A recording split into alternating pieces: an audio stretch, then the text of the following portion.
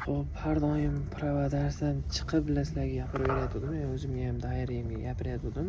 Endi bugun bir kun o'tib, sal o'rganib, nimalarni o'qib, darslarni yana bittadan ko'rib gapiryapman. Sal bo'lsa ham gapimni ma'no, mazmun turoq bo'lsa kerak.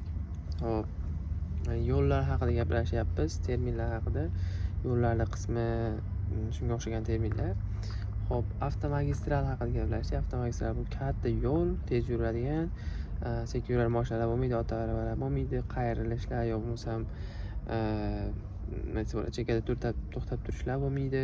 Ya'ni yo'lni harakatlanishiga, harakatlarga hech to'sqinlik qilmasliklar kerak. Shuni o'rgandik. Asosiy yo'l nima? Asosiy yo'l bu usti shag'al yo bo'lmasam tuproq bilan qoplangan yo'lga nisbatan usti konkret, ya'ni asfalt bilan qoplangan yo'l bu asosiy yo'l bo'ladi. Asosiy yo'lda ham znaklari bor. Sariq romb, atrofi oq, shu qidirsanglar chiqib keladi asosiy yo'l deb. Shuni znaki bor. Shulardan bilsanglar bo'ladi asosiy yo'lligini. Asosiy yo'lda ustun tarafi bu boshqa yo'llarga imtiyoz bo'ladi. Imtiyoz bilsanglar shu yo'l berish bor. Siz asosiy yo'lda yuribsizmi, yo'l berishingiz kerak emas.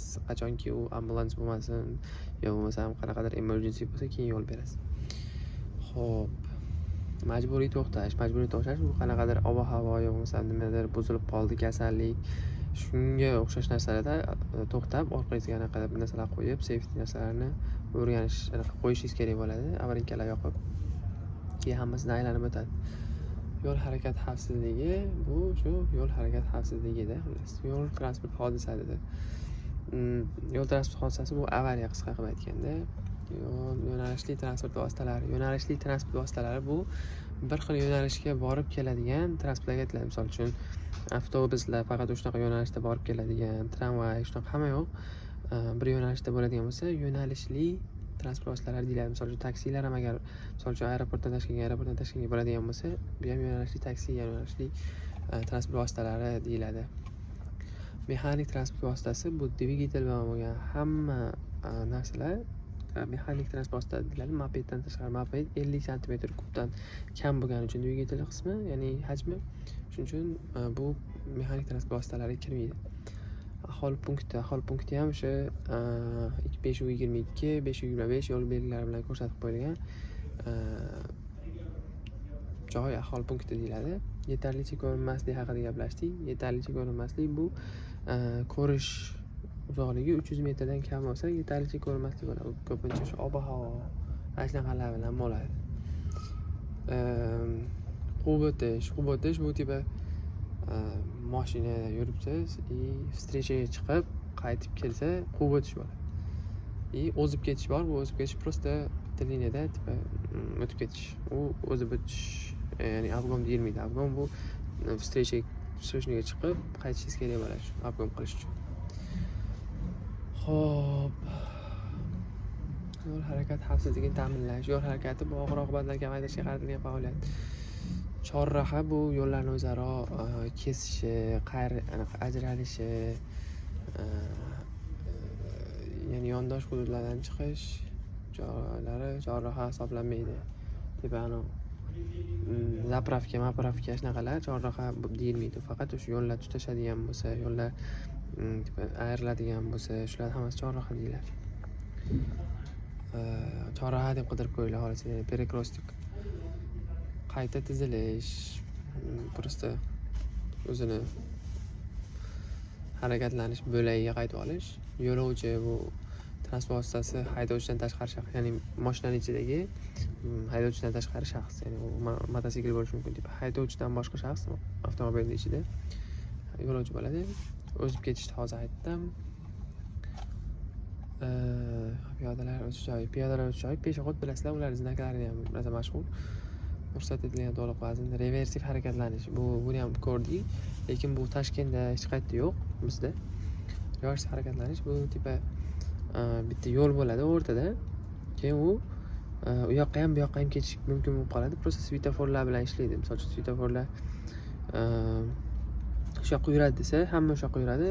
Yurayotganingiz o'chib qolsa, siz yerdan chiqib ketishingiz kerak bo'ladi. Agar yonmay turgan bo'lsa, hech kim yurmaydi yerda.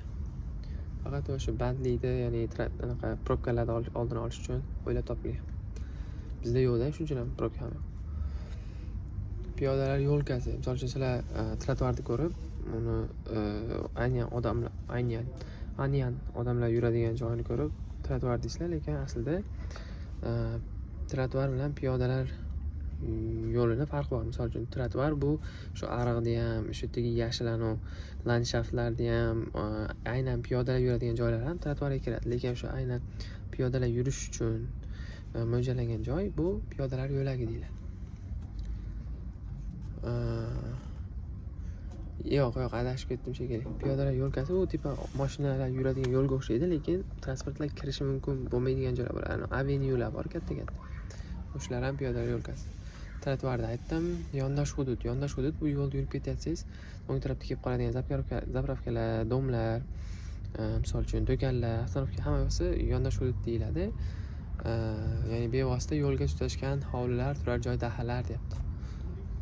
Qatnov qismi bu yo'lning relsiz transportlar harakatlanadigan qismi. Ya'ni mashina, moped, mototsikl hamma yo'q, o'sha gruzovoylar hammasi yuradigan joylar bu yo'lning qatnov qismi deyiladi. Shunaqa deb keladi Teslada hamma yoqda. Keyin yana bitta narsa bor. Harakatlanish bo'lagi bor. Bu shu bitta polasa, misol uchun polasalar yuradi-yu, misol uchun bu yoqqa ketadi, bu yoqqa ketadi. Shuning uchun harakatlanish bo'lagi deyiladi.